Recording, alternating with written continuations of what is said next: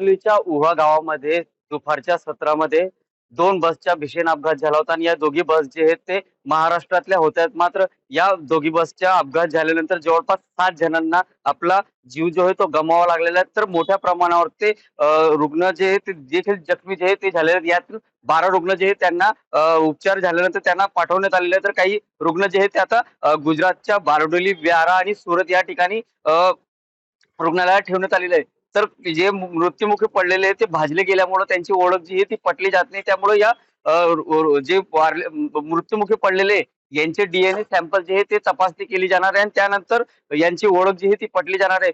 तर काही रुग्ण जे आहे ते आता या बारडोलीच्या खाजगी रुग्णालय आहे, ट्रस्टचे हॉस्पिटल आहे या ठिकाणी ठेवण्यात आले आहेत. एकंदरीतच जी महाराष्ट्राचे जे बस होते ते एक सुरत धुळे ही बस होती आणि दुसरी जामनेर सुरत या 2 बस होत्या. मात्र जामनेर सुरत बसनी पेट घेतल्यामुळं मोठ्या प्रमाणावरती मृत्युमुखीचा आकडा जो आहे तो झालेला आहे. त्यामुळं अनेक रुग्ण जे आहेत ते आणखी गंभीर स्थितीमध्ये, त्यामुळं मृत्यूचा आकडा देखील वाढणे असल्याची शक्यता देखील वर्तवली जात आहे.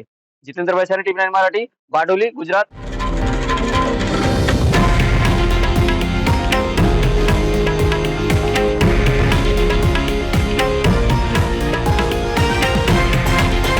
हे आहे देशातील नंबर 1 न्यूज नेटवर्क आणि आपण पाहत आहात टीव्ही 9 मराठी, एकमेव.